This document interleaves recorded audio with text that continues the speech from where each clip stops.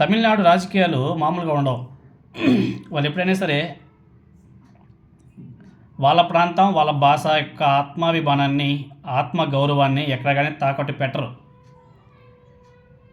ఆ విషయానికి వస్తే వాళ్ళు అన్ని పార్టీలకు అతీతంగా ఏకమవుతారు. కుల, మత, భాష, ప్రాంతం అంటే ఏముండదు వాళ్ళకి. మొత్తం ఏకమైపోతారు. నీ పార్టీ, ఆ పార్టీ, ఈ పార్టీ అని ఏముండవు. వాళ్ళ భాష కోసం, ప్రాంతం కోసం అన్ని పార్టీలు ఏకమైపోతాయి. అంత గొప్ప కమ్యూనిటీ ఉన్నటువంటి రాష్ట్రం ఏదైనా ఉంది అంటే ఒకటి పంజాబ్, తర్వాత తమిళనాడు అనేసి తమిళనాడు రాష్ట్రం అని చెప్పేసి చెప్పుకోవచ్చు. చాలా గొప్పగా ఉంటుంది. తమిళనాడు రాజకీయాల్ని ఇప్పుడు మోదీ గారు ఏదో అనుకొని ఏదో చేసేద్దామని చెప్పేసి అక్కడ ఎలాగైనా సరే బీజేపీ జెండా పాతేద్దామని చెప్పేసి ఎన్నో ప్రయత్నాలు కూడా చేస్తున్నాడు. పోయిన పార్లమెంట్ ఎలక్షన్ అప్పుడు కూడా ఎక్కువ రోజులు తమిళనాడులో బీభత్సంగా తిరిగాడు. ఆ టెంపుల్, ఈ టెంపుల్, అక్కడ ఇక్కడ, అబ్బో నా సామిరంగా అట్లా ఎరగదీశాలే. అయినా కానీ అక్కడ వచ్చింది పెద్ద గుణసున్నా. ఈవెన్ బీజేపీ తెలంగాణ అధ్యక్షుడు కూడా ఓడిపోయాడు. ఆయన మాజీ ఐపీఎస్ ఆఫీసర్. ఆయన బీజేపీలో చేరకముందు ఆయన మంచిగానే ఉన్నాడు.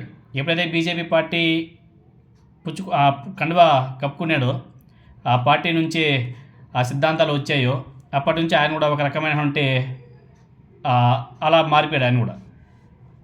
తర్వాత ఇప్పుడు ఏదైతే తమిళనాడులో 3 భాషలు తీసుకురావాలా, హిందీని కూడా తీసుకురావాలా, రుద్దాలా, ఏదో చేయాలని చెప్పేసి బీజేపీ వాళ్ళు తాపత్రయం కూడా పడుతున్నారు. దాన్ని తమిళనాడు రాష్ట్రం కూడా వ్యతిరేకిస్తుంది.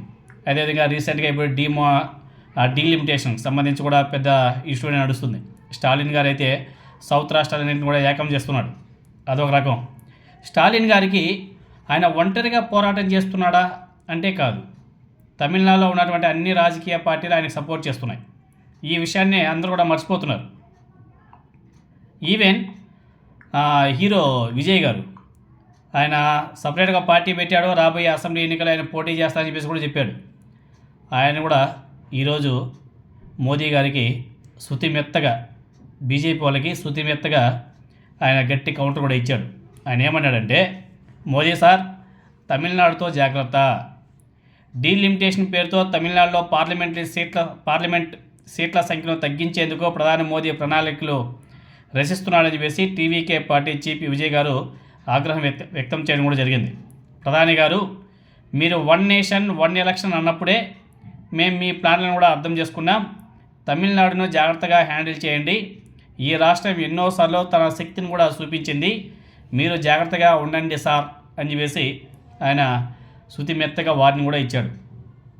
ఇక్కడ తమిళనాడులో ఇలా ఉంటే కొన్ని రాష్ట్రాల్లో వాళ్ళ యజమానుల మెప్పు కోసం ఆత్మగౌరవాన్ని కూడా తాకట్టు పెట్టే నాయకులు ఉన్నారు.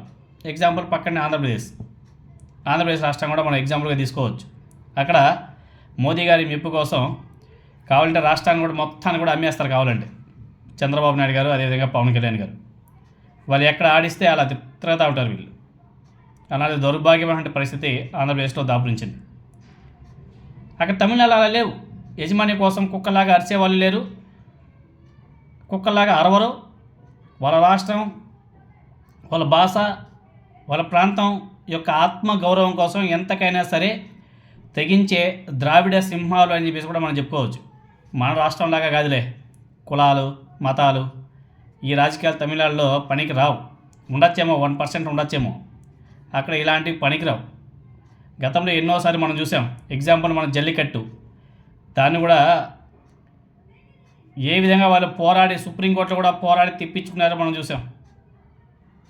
ఇప్పుడు ఈ డీలిమిటేషన్ అయినా సరే, ఈ హిందీ భాష రుద్రాలు, వీటి మీద అయినా సరే, అదేవిధంగా 1 నేషన్ 1 ఎలక్షన్ మీద అయినా సరే, వాళ్ళంతా కూడా ఏకతాటి మీద ఉంటారు, ఫైట్ చేస్తున్నారు కూడా. అందుకే మన విజయ్ గారు కూడా మోదీ గారికి స్ట్రాంగ్గానే కౌంటర్ ఇచ్చాడు. ఇప్పుడు దీని మీద మన బత్తాయిలు ఇంక ఏ విధంగా ఎగిరెగిరి పడతారో చూడాలి.